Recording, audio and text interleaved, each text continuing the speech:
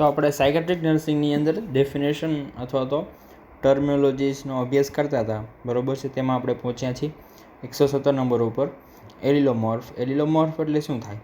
તો a pair of genes which determine the inheritance of a particular characters, બરાબર છે. એક પેર ઓફ જીન્સ છે જે મા બાપ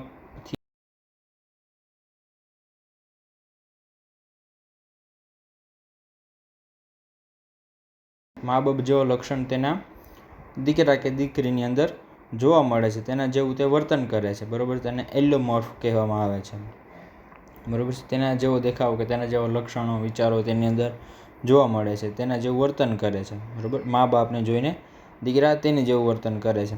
પછી છે alogia, negative form of thought disorder, બરાબર છે. જેના વિચારો છે તે નેગેટિવ પ્રકારના, કોઈ પણ વિચારોની અંદર તેમાં નેગેટિવિટી જોવા મળે છે. નેગેટિવ ફોર્મ ઓફ ડિસઓર્ડર્સ એલોજિયાની અંદર જોવા મળે છે. પછી છે એફોનિયા. એફોનિયા એટલે નોટ એબલ ટુ ટોક, બરાબર છે. તે કોઈ સાથે વાત કરવા માગતા જ નથી અથવા તો તે બોલવા માગતા જ નથી, બરાબર. તેને તમે કોઈ આ જે પર્સન છે તેને તમે કોઈ કેટલું પણ બોલવાનું કે અથવા બોલાવવાનું કરો, તેને પ્રશ્ન પૂછો, તેની સાથે વાતચીત કરો તો પણ તે બોલશે નહીં, તમને જવાબ આપશે નહીં. Not able to talk.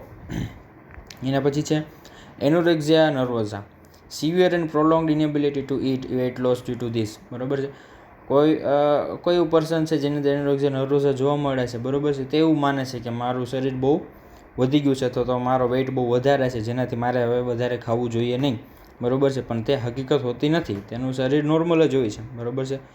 તે એવું વિચારે છે કે મારે વેઇટ લોસ કરવું જોઈએ, બરાબર છે. મારું વજન ઘટાડવું જોઈએ, તેના બરાબર વેઇટ ઘટાડવો જોઈએ, એટલે તે એકદમ ખાવાનું ઓછું કરી દે છે, સાવ ઓછું નહીં એવું તે ખાય છે વેઇટ લોસ કરવાને લીધે. પણ હકીકતમાં તેવું હોતું નથી. તેના મગજમાં એવા વિચારો આવ્યા રાખે છે કે મારું શરીર વધી ગયું છે, હું જાડો થઈ ગયો છું અથવા તો હું જાડી થઈ ગઈ છું, તેથી મારે વજન હવે ઘટાડવું જોઈએ, એટલે મારે હવે ખાવું નથી. તે એક કે અડધી રોટલી પણ તે ખાતા નથી, અથવા તો વધારે જો એને ખવાઈ ગયું હોય તો પણ તે ગમે એમ કરીને તે વોમિટ કરી શકે છે, વોમિટ કરી નાખે છે. તેની અંદર આ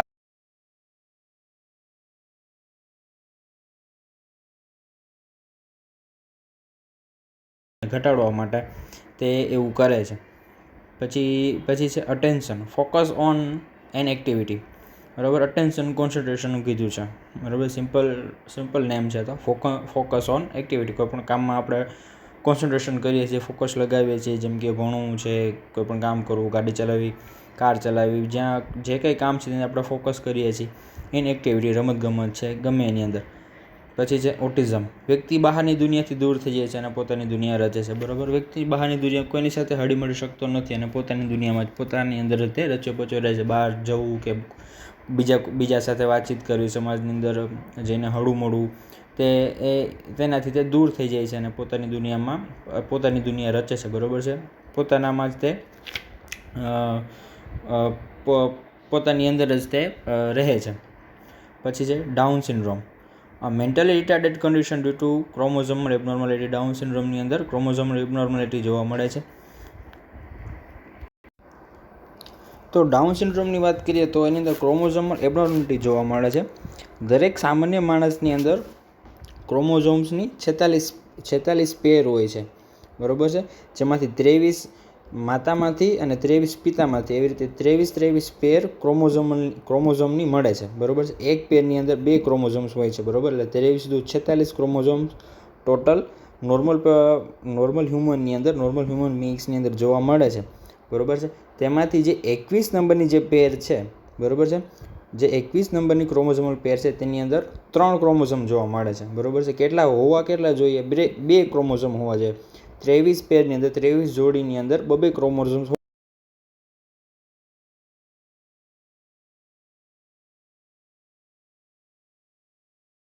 3 ક્રોમોઝોમ જોવા મળે છે, જે એબનોર્મલ ગણાય છે, બરાબર છે. તે એબનોર્માલિટીને લીધે ડાઉન સિન્ડ્રોમ જોવા મળે છે, બરાબર છે. પેશન્ટને, તેના પુત્રની કે તેના સંતાનની અંદર, બરાબર છે. તેને ડાઉન સિન્ડ્રોમ કહેવામાં આવે છે.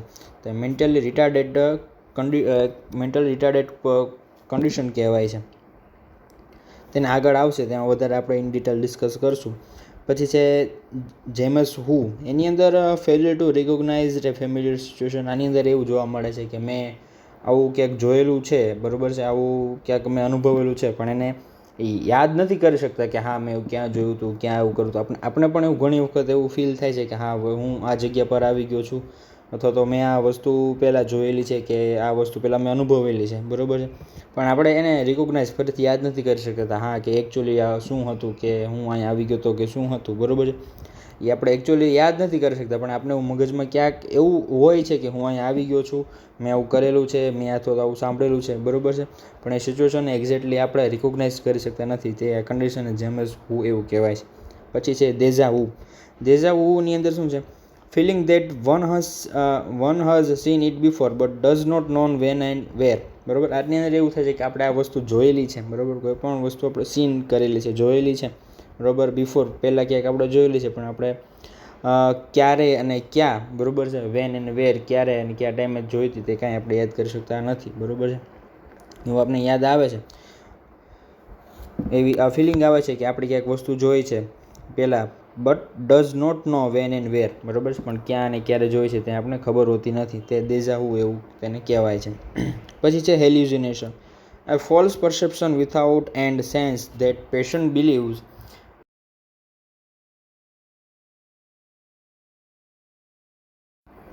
હેલ્યુસિનેશનની અંદર તો હેલ્યુસિનેશન એટલે શું છે? ખોટો ભ્રમ થવો, જે વાસ્તવિકતા છે જ નહીં. આજુબાજુના એન્વાયરમેન્ટમાં જે કાંઈ વસ્તુ કે કોઈ એવી સ્મેલ્સ હોય કે પછી કોઈ એવો અવાજ હોય કે કોઈ એવી વસ્તુ હોય, કોઈ એવો ઓબ્જેક્ટ હોય જે એકચ્યુઅલી જે રિયલમાં છે જ નહીં, પણ તો પણ તેનો ભાસ થવો, બરાબર છે. તે એવું લાગવું કે નહીં આવું છે, બરાબર છે, મારી પાછળ કોઈક છે, અથવા તો મને આ જે આમાં સ્મેલનું કીધું છે, હિયર્સનો કોઈ અવાજ આવવો, બરાબર છે, જે કાંઈ એકચ્યુઅલીમાં જેમ છે જ નહીં, બરાબર છે. તે ઘણી ટાઈપના હેલ્યુસિનેશન જોવા મળશે. વિઝ્યુઅલ છે, ઓડિટરી છે, એવા અવાજ આવા જે કાંઈ બીજાને કોઈને ખબર જ નથી, કંઈ સંભળાતું જ નથી, પણ હેલ્યુસિનેશનવાળા વ્યક્તિને તે સંભળાય છે કે અહીંયાથી કંઈકથી અવાજ આવે છે, કે કોઈ અહીંયા ઊભું છે, બરાબર છે, એવા ભ્રમ થાય છે એને.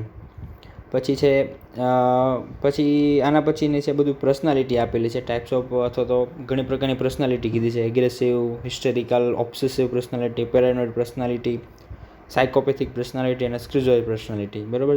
બધી ટાઈપની પર્સનાલિટી.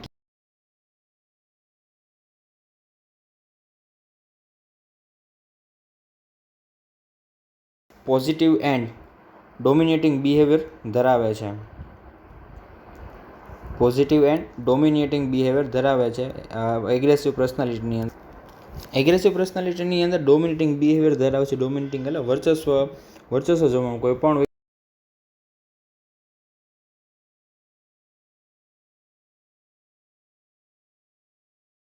બિહેવિયર ધરાવે છે. પછી છે હિસ્ટેરિકલ પર્સનાલિટી. આવી પર્સનાલિટીવાળી વ્યક્તિ પ્રદર્શન અને ડ્રામેટિક એક્શન કરે છે, બરાબર. કેવી પ્રદર્શન અને ડ્રામેટિક એક્શન કરે છે? કંઈ શોધવામાં તેનું ધ્યાન હોય તેવો અપરિપક્વ દેખાવ કરે છે, અને વધારે પ્રમાણમાં સૂચનો કરે છે, વધારે પ્રમાણમાં બોલે છે, બરાબર છે, અને કાંઈક તે કરે છે એવો દેખાવ કરે છે, તે અપરિપક્વ દેખાવ કરે છે. પછી છે ઓબ્સેસિવ પર્સનાલિટી. આવી વ્યક્તિ સખત, ઈમાનદાર, નિયમિતતાવાળી અને પ્રમાણિક હોય છે. તે હાર્ડવર્ક તથા ક્લીનલીનેસની શોખીન હોય છે. તે ઉતાવળિયો સ્વભાવ ધરાવે છે. કોઈપણ કાર્યનો ઉકેલ જલ્દી લાવવામાં તે માને છે, બરાબર. તે ઓબ્સેસિવ પર્સનાલિટીની અંદર આવે છે. તે ઈમાનદાર હોય છે, તેની અંદર નિયમિતતા જોવા મળે છે, પ્રમાણિક હોય છે, હાર્ડવર્ક મહેનતુ હોય છે, ક્લીનલીનેસની તે શોખીન હોય છે, તેનો ઉતાવળિયો સ્વભાવ હોય છે, અને તે કોઈપણ કાર્યનો, કોઈપણ કામનો જલ્દી ઉકેલ લાવવામાં તે માને છે. પછી છે પેરાનોઇડ પર્સનાલિટી. આવી વ્યક્તિ હંમેશા શંકાશીલ સ્વભાવની હોય છે. તે કંઈ પણ બાબતમાં તુરંત જ શંકા લાવે છે. તેને બીજા વ્યક્તિમાં વિશ્વાસ હોતો નથી, બરાબર છે. આવી વ્યક્તિની કોઈ બીજા વ્યક્તિ ઉપર જલ્દીથી તેની અંદર વિશ્વાસ આવતો નથી, બરાબર છે, અને તે શંકાશીલ સ્વભાવની હોય છે, બરાબર. પેરાનોઇડ પર્સનાલિટીની અંદર આ પર્સનાલિટીની જે વ્યક્તિ છે તેની અંદર હંમેશા શંકાશીલ સ્વભાવ જોવા મળે છે, અને તે તરત જ શંકા લાવે છે, અને તેની બીજા વ્યક્તિ ઉપર વિશ્વાસ હોતો નથી, બરાબર. તરત જ તે કોઈપણ બીજા પર્સન ઉપર તે શંકા કરે છે, એટલે કે તેના ઉપર તે વિશ્વાસ કરતો નથી, અથવા તો તેના ઉપર વિશ્વાસ હોતો નથી. પછી છે સાયકોપેથિક પર્સનાલિટી. આવી વ્યક્તિ બહાદુર અને ઝઘડાખોર હોય છે. નિયમનો ભંગ કરવામાં તે આનંદ આવે છે અને લીડરશિપ લે છે.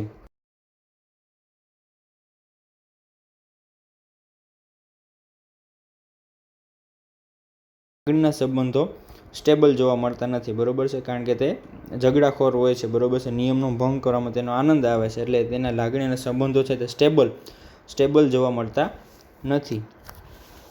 પછી છે સ્કિઝોઇડ પર્સનાલિટી. સ્કિઝોઇડ પર્સનાલિટીની અંદર આવી વ્યક્તિ શરમાળ, સેન્સિટિવ અને અચળ સ્વભાવવાળી હોય છે. તે બીજા સાથે જલ્દીથી મિક્સ થતી નથી અને તે મિત્રો ઓછા બનાવે છે, બરાબર. જલ્દીથી બીજા સાથે તે હળીમળી શકતા નથી, બરાબર. હળીમળી શકતી નથી આવી વ્યક્તિ, બીજા સાથે મિક્સ થતા નથી અને તે મિત્રો ઓછા બનાવે છે અથવા તો તે સોશિયલી હોતું નથી. હવે એના પછી છે તો આ બધી અહીંયા ટર્મિનોલોજી અથવા તો ડેફિનેશન બધી પૂરી થાય છે. હવે એના પછી આવે છે માઇન્ડ. તો માઇન્ડ શું છે? માઇન્ડ એટલે મગજ, બરાબર છે. તો તેના વિશે આપણે જોવાનું છે આગળ. હવે mind is the total of various mental process such as observing. મગજ શું છે? જેની અંદર વેરિયસ મેન્ટલ પ્રોસેસ છે, બરાબર, માનસિક પ્રોસેસ એની અંદર જોવા મળે છે, વિચાર શક્તિ બધી જોવા મળે છે, જેમ કે observing, knowing, thinking, reasoning, feeling, wishing, imaging, remembering, judging and others, બરાબર. માઇન્ડની અંદર વેરિયસ મેન્ટલ પ્રોસેસ હોય છે, જેવી કે ઓબ્ઝર્વ કરી શકે છે, પછી નોવિંગ, થિંકિંગ, બરાબર છે. નોવિંગ એટલે જાણવું, બરાબર. કોઈ પણ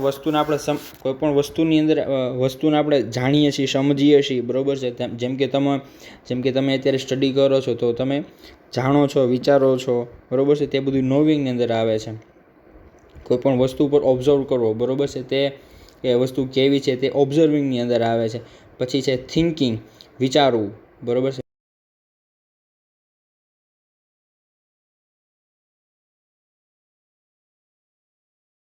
બને છે, આ થવાનું કારણ શું છે, બરાબર છે, તે રિઝનિંગની અંદર આવે છે. ફિલિંગ તો કેવું, અણગમવું, ના ગમવું, કંટાળો આવવો, બરાબર છે, તે એક પ્રકારની ફિલિંગ છે, તેને આપણે ફિલિંગની અંદર સમાવી શકીએ, બરાબર છે, કે મને ગમતું નથી, કંટાળો આવે છે, આ બધી વસ્તુ છે કોઈ પણ કામની અંદર, તે ફિલિંગની અંદર આવે છે. પછી વિશિંગ છે, ધારવું, બરાબર, વિશ કરું કે મારી પાસે આ વસ્તુ આવી જોઈએ, બરાબર, અથવા તો મારે આ વસ્તુ જોઈએ છે, હું ભવિષ્યમાં આ વસ્તુ લઈશ, આ બધી વિશિંગ છે, બરાબર.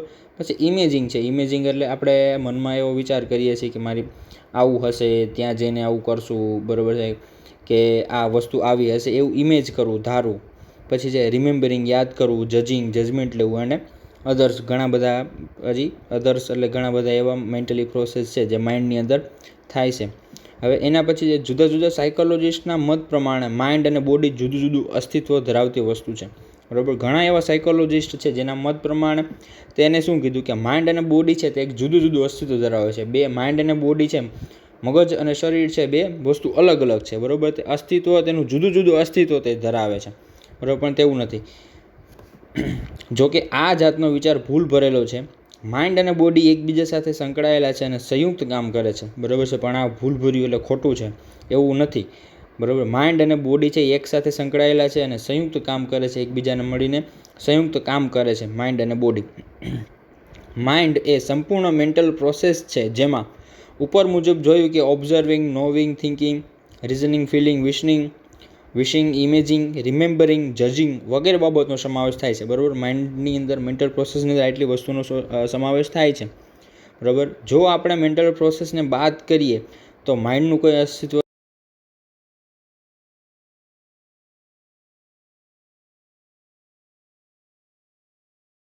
નથી. તેથી જ આ મેન્ટલ પ્રોસેસને બીજું નામ માઇન્ડ આપવામાં આવ્યું છે. જેમ જેમ શરીરની વૃદ્ધિ થતી જાય તેમ માઇન્ડનો પણ વૃદ્ધિ અને વિકાસ થાય છે, બરાબર. જેમ જેમ આપણું શરીર છે તેનું ડેવલપમેન્ટ થાય છે, બરાબર, તેમ પણ મગજનો વિકાસ થાય છે, બુદ્ધિશક્તિનો વિકાસ થાય છે, તેમાં વૃદ્ધિ અને વિકાસ જોવા મળે છે. પછી માઇન્ડના 3 લેવલ કીધા છે.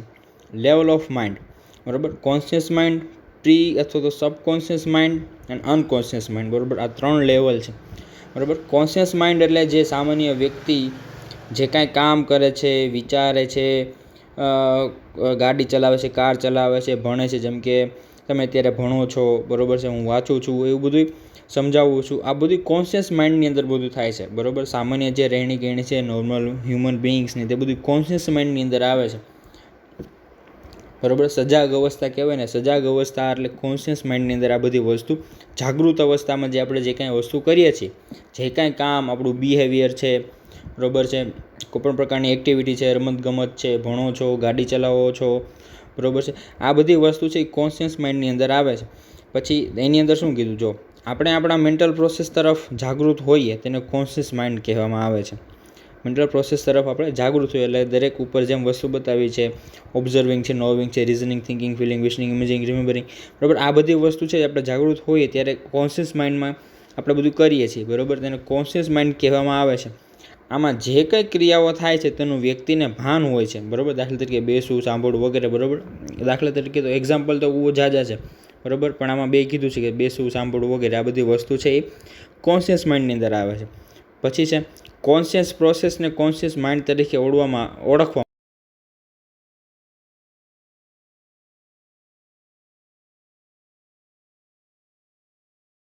સાંભળો છો.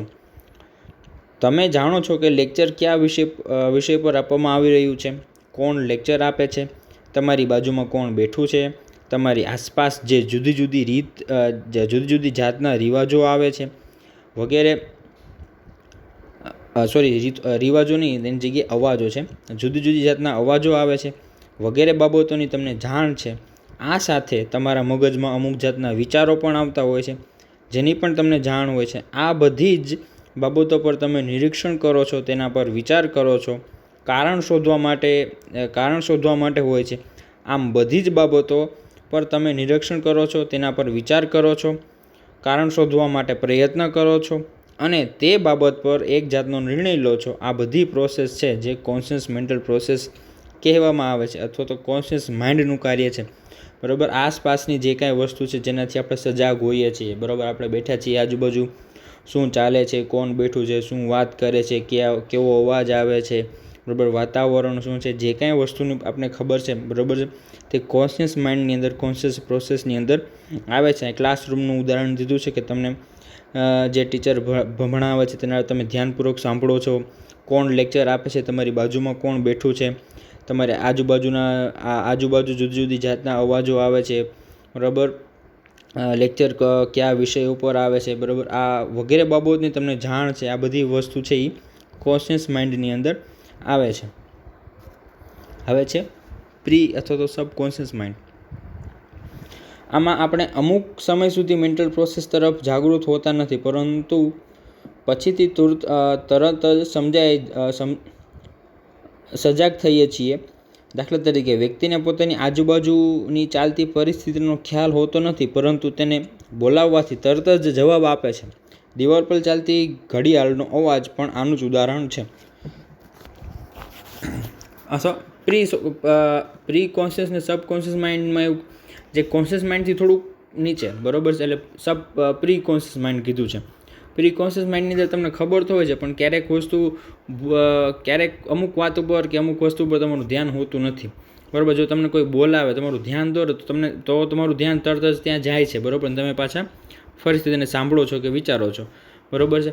આ જે વસ્તુ છે તે પ્રી કોન્શિયસ માઇન્ડની અંદર આવે છે. જેમ કે ઉદાહરણ દીધું છે કે વ્યક્તિને પોતાની આજુબાજુ ચાલતી પરિસ્થિતિનો ખ્યાલ હોતો નથી, પરંતુ તેને બોલાવવાથી તરત જ જવાબ આપે છે, બરાબર છે. અમુક કોઈ વ્યક્તિ છે તે બેઠો છે, તેનું ધ્યાન નથી, બરાબર, તે અથવા તો તે ભૂલી ગયો છે કે ક્યાં એનું શું કામ હતું, બરાબર. તેને તમે કહો કે ભાઈ હાલ આમ જવાનું છે કે આમ કરવાનું છે, બરાબર, તે તો ફરીથી તે જે નોર્મલ રૂટીન કામ છે તે કરે છે, બરાબર. તેને બોલાવવાથી તરત જ તે જવાબ આપે છે. પછી એક એક્ઝામ્પલ દીધું કે દિવાલ પર ચાલતી ઘડિયાળનો અવાજ પણ આનું જ ઉદાહરણ છે, બરાબર. જે ઘડિયાળ છે, ઘડિયાળનો અવાજ આવતો હોય, બરાબર છે, પણ આપણે જો તેના પર ધ્યાન દઈએ તો આપણે અવાજ એનો સંભળાય છે, બરાબર છે. નકર નોર્મલ આપણે અવાજ છે તે આપણે ઇગ્નોર કરીએ છીએ, આપણને અવાજ આવતો નથી. તે જે પ્રી અથવા તો સબકોન્શિયસ માઇન્ડની અંદર આવે છે. દિવાલ પર ચાલતી ઘડિયાળનો અવાજ પણ આનું જ ઉદાહરણ છે. પ્રી કોન્શિયસ પ્રોસેસને સબકોન્શિયસ પ્રોસેસ પણ કહે છે. જે વસ્તુ તમે પહેલાં જાણતા હતા તેને ફરીથી પ્રયત્ન કરવાથી યાદ કરી શકાય છે. અમુક વસ્તુ થોડા સમય પૂરતી ભૂલાઈ જતી હોય, પરંતુ ફરીથી તે યાદ આવી જતી હોય છે, બરાબર છે. અમુક વસ્તુ છે તમને ભૂલાઈ જાય, પણ તમે ફરીથી યાદ કરો કે હા આ વસ્તુ હતી, બરાબર, તમને યાદ આવી જાય. ગયા લેક્ચરે ગયા ટોપિકમાં શું હતું કે શું ભણ્યા હતા આપણે, બરાબર. તમને યાદ ન હોય તો ફરીથી પાછો વિડીયો જુઓ, બરાબર, અથવા તો તમને પાછું હું રિપીટ કરાવું તો તમને યાદ આવી જાય, બરાબર. અથવા આ જે કન્ડિશન છે તે પ્રી કોન્શિયસ પ્રોસેસની અંદર આવે છે અથવા તો સબકોન્શિયસ પ્રોસેસની અંદર આવે છે. ફરીથી પ્રયત્ન કરવાથી તમે ફરીથી તેને યાદ કરી શકો છો અથવા તો તમને યાદ આવી જાય છે. દાખલા તરીકે કોઈ વ્યક્તિ વાતચીતમાં આપણે અમુક ચોક્કસ શબ્દ ભૂલી જઈએ છીએ, બરાબર. આવું ઘણી વખત બનતું હોય છે. કોઈ એવી વાતમાં આપણે ચોક્કસ શબ્દ છે જે આપણે યાદ નથી કરી શકતા અથવા તો ભૂલી જઈએ છીએ, પરંતુ પ્રયત્નપૂર્વક યાદ કરવાથી તેને યાદ કરી શકાય છીએ. આ શબ્દ સબકોન્શિયસ માઇન્ડમાં રહેલો છે, જેને યાદ કરવાથી કોન્શિયસ માઇન્ડમાં લાવી શકાય છે, બરાબર છે. આ શબ્દ જે હોય છે તે ક્યાં હોયેલો હોય છે? સબકોન્શિયસ માઇન્ડમાં હોય છે. તેને યાદ કરવાથી તેને આપણે પાછા કોન્શિયસ માઇન્ડમાં લાવી શકીએ છીએ, બોલી શકીએ છીએ, બરાબર. વિચારવાથી તે ફરી પાછું બહાર આવી શકે છે. પછી છે અનકોન્શિયસ માઇન્ડ, બરાબર. ટોટલી અનકોન્શિયસ માઇન્ડ, જેમાં કોઈ વસ્તુને ભાન હોતી, જે કંઈ પર્સન છે તેને આજુબાજુના એન્વાયરમેન્ટની કે શું છે ક્યાં છે તેની ખબર હોતી નથી, બિલકુલ તે જાગૃત હોતા નથી.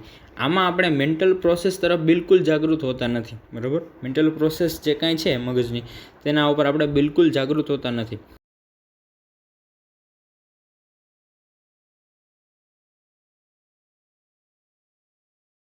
યોગ્ય કરવામાં આવે તો સાયકો એનાલિસિસની સ્પેશિયલ મેથડનો ઉપયોગ કરવામાં આવે છે. સાયકો એનાલિસિસની સ્પેશિયલ મેથડનો ઉપયોગ કરવામાં આવે છે. ભૂતકાળમાં અમુક અનુભવોને કારણે વ્યક્તિને બીક કે ડર લાગતો હોય છે, પણ આનું કારણ તે જાણતો હોતો નથી. સાયકો એનાલિસિસ દ્વારા અનકોન્શિયસ માઇન્ડમાંથી આવા બનાવોને બહાર લાવી શકાય છે. અનકોન્શિયસ માઇન્ડની આવી ઘણી બધી બાબતો વર્તનમાં, લખવામાં, બોલવામાં જોવા મળતી હોય છે, જેની તરફ વ્યક્તિ સજાગ હોતા નથી. આવી બાબતો જે તે દિવસે એબનોર્મલ બિહેવિયરનું કારણ પણ બની શકે છે, તેમજ વ્યક્તિ ન્યુરોસિસ અને સાયકોસિસનો ભોગ બની શકે છે. તો અનકોન્શિયસ માઇન્ડ એટલે જે હાલની પરિસ્થિતિ છે, બરાબર છે, તરફ તેના આપણે બિલકુલ જાગૃત હોતા નથી, બરાબર. આપણે કશું પાછળનું જે ભૂતકાળમાં બનેલું છે, જે ભૂતકાળમાં અમુક એવા જે અનુભવ છે, પાસ્ટ અનુભવ છે, બરાબર છે, તેને આપણે યાદ કરી શકતા નથી, બરાબર. તેને આપણે યાદ હોતું નથી, બરાબર. બહુ પહેલાં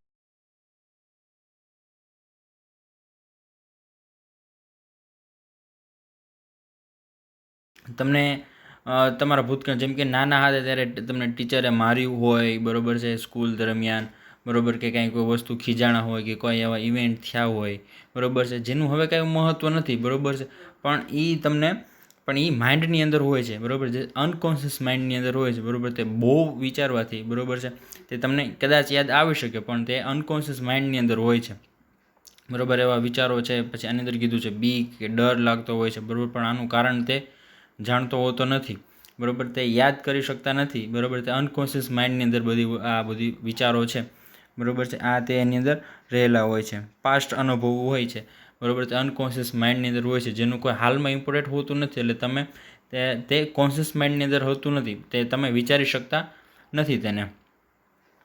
તો ફરીથી conscious mind, pre conscious mind અને અનકોન્શિયસ માઇન્ડને એક વખત જોઈ લઈએ. કોન્શિયસ માઇન્ડ એટલે શોર્ટમાં કહી દઉં, કોન્શિયસ માઇન્ડ એટલે જે કરંટ સિચ્યુએશન છે, જે હાલમાં જે સિચ્યુએશન છે, બરાબર. તમે અત્યારે મારો વિડીયો જોવો છો, ઘરમાં બેઠા છો, જે કંઈ કામ કરો છો, બરાબર, તે કોન્શિયસ માઇન્ડની અંદર આવે છે, બરાબર. તમે વિચારો છો, એક્ટિવિટી કરો છો, બધી આ વસ્તુ છે એ કોન્શિયસ માઇન્ડની અંદર આવે છે. ટીવી જોવો છો, મોબાઈલ જોવો છો, ગેમ રમો છો, બરાબર. આ બધી વસ્તુ છે એ કોન્શિયસ માઇન્ડની અંદર આવે છે. પ્રી કોન્શિયસ માઇન્ડની અંદર શું આવે છે તો કે ક્વિક રિકોલ, બરાબર છે, જલ્દીથી તમે યાદ કરવાથી તમને યાદ આવી જાય છે, તે સબકોન્શિયસ માઇન્ડની અંદર આવે છે, બરાબર. જેમ કે કોઈ તમને તમારો ફોન નંબર પૂછે તો તમને યાદ કરવાથી 1 સેકન્ડની અંદર તમે યાદ કરવાથી તમને એ યાદ આવી જાય છે, બરાબર. તે સબકોન્શિયસ માઇન્ડની અંદર રહેલું હોય છે, બરાબર. ક્વિક યાદ કરવાથી તે થોડોક એવો વિચાર કરવાથી તમને યાદ,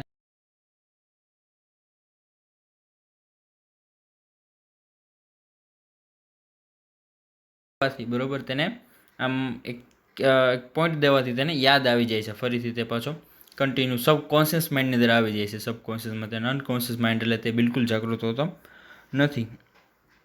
હવે એના પછી છે analysis of conscious mental process.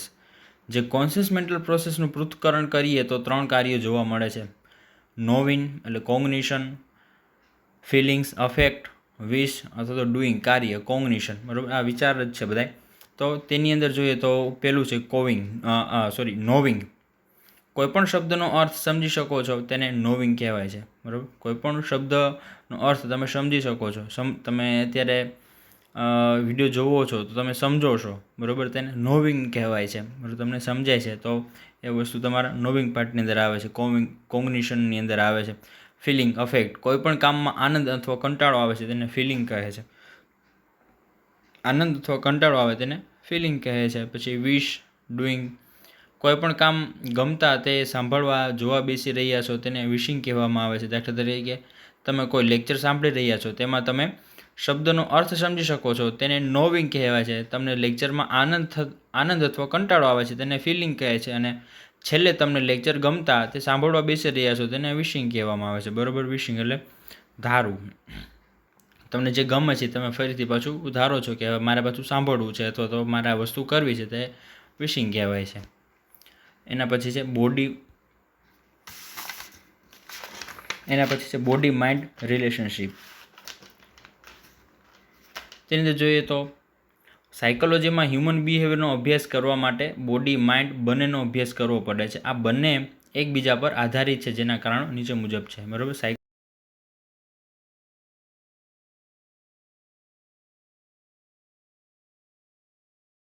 કરવો પડે છે. આ બંને એકબીજા પર આધારિત છે, બરાબર. તેમાં પહેલું જોઈએ મગજનું કાર્ય અને શારીરિક બંધો એકબીજા ઉપર અસર કરે છે. નર્વસ સિસ્ટમ અને ગ્લેન્ડ્સ શરીરના અગત્યના ભાગો છે અને તે થિંકિંગ, ફિલિંગ, વિશિંગ માટે જવાબદાર છે. નર્વસ સિસ્ટમ અને ગ્લેન્ડ્સ છે, બરાબર, તે શરીરના અગત્યના ભાગો છે અને તે થિંકિંગ, ફિલિંગ અને વિશિંગ માટે જવાબદાર છે. નર્વસ સિસ્ટમ એટલે જેની અંદર જે બધી નર્વ સેલો આવેલી છે, બરાબર, તમારા વિચારો આવેલા છે, જે કાંઈ ફિલિંગ છે, જે કાંઈ તમે વિચારો છો, થિંકિંગ કરો છો, વિશિંગ કરો છો, બરાબર. નર્વસ સિસ્ટમ એટલે એક માઇન્ડનો જે પાર્ટ છે, બરાબર, તે નર્વસ સિસ્ટમની અંદર આવે છે. ગ્લેન્ડ્સ છે જે હોર્મોન્સ સિક્રેશન કરે છે, બરાબર છે, તેનાથી શરીરના કામો ચાલે છે, મેટાબોલિઝમ થાય છે, બરાબર, ડાયજેશન થાય છે, એ બધું ગ્લેન્ડ્સના તે અગત્યના ભાગ છે, બરાબર. અને તે થિંકિંગ, ફિલિંગ અને વિશિંગ માટે જવાબદાર છે. તંદુરસ્ત માણસમાં શારીરિક પરિસ્થિતિ મગજના કાર્ય ઉપર નીચે મુજબ અસર કરે છે.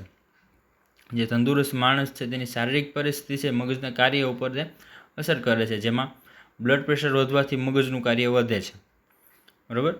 તંદુરસ્ત માણસની અંદર બ્લડ પ્રેશર વધવાથી મગજનું કાર્ય વધે છે. થાક લાગવાથી આપણને ધ્યાન કેન્દ્રિત કરી શકતા નથી, બરાબર. આપણે થાકી ગયા હોય ત્યારે તમે જોઈએ એવું કોન્સન્ટ્રેશન તમે કરી શકતા નથી, ધ્યાન કેન્દ્રિત કરી શકતા નથી. થાઇરોઇડ ગ્લેન્ડના વધુ પડતા સિક્રેશનથી રેસ્ટલેસનેસ થાય છે અને માણસ જલ્દીથી ઉશ્કેરાઈ જાય છે, બરાબર. થાઇરોઇડ ગ્લેન્ડના હોર્મોન વધારે T3 અને T4 નામના હોર્મોન હોય છે, બરાબર. થાઇરોક્સિન હોર્મોન એવા થાઇરોઇડ ગ્લેન્ડ છે તે સિક્રેટ કરે છે. તેના વધુ પડતા સિક્રેશનથી રેસ્ટલેસનેસ એટલે બેચેની, અણગમો, બરાબર, જેવું થાય છે, જેનાથી માણસ જલ્દીથી ઉશ્કેરાઈ જાય છે, બરાબર. નાની એવી વાતમાં તે પણ ગુસ્સે થઈ જાય છે, કારણ કે તે રેસ્ટલેસનેસ છે, તેનામાં બેચેની છે, બરાબર, જેનાથી માણસ છે એવું કીધું છે કે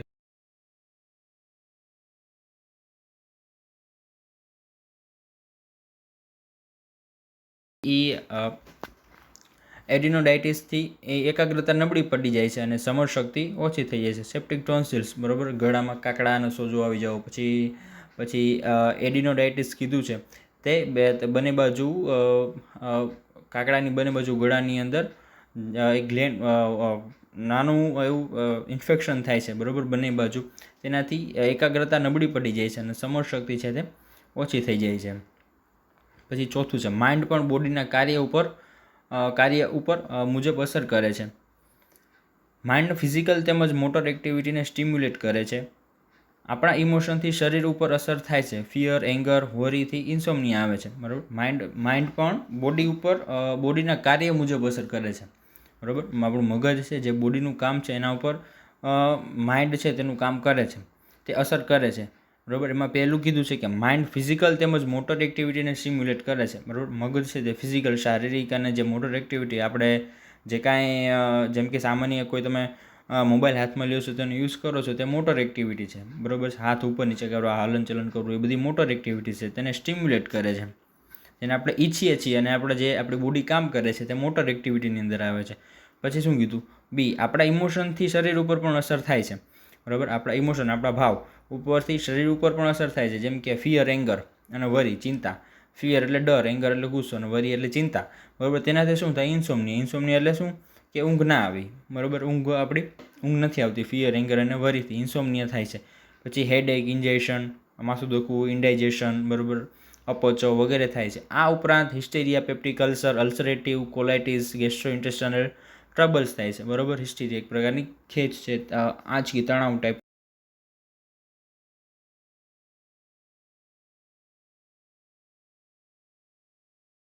અલ્સરેટિવ્સ, કોલાઇટિસ, ગેસ્ટ્રોઇન્ટેસ્ટાઇનલ ટ્રબલ્સ થાય છે, બરાબર. આ બધી પણ ઇમોશન્સના લીધે જોવા મળે છે, બરાબર. શરીર ઉપર તે અસર કરે છે. પછી સી, લાંબા સમય સુધી વિચાર કરવાથી શરીરને થાક લાગે છે. લાંબા સમય સુધી વિચાર કરવાથી પણ શરીરને થાક લાગે છે. પછી જો કોગ્નિટિવ સાયકોલોજીની અંદર કીધું છે, લેંગ્વેજ છે, thinking and problem solving, memory, attention, perception અને હ્યુમન ઇન્ટેલિજન્સ, બરાબર. આ કોગ્નિટિવ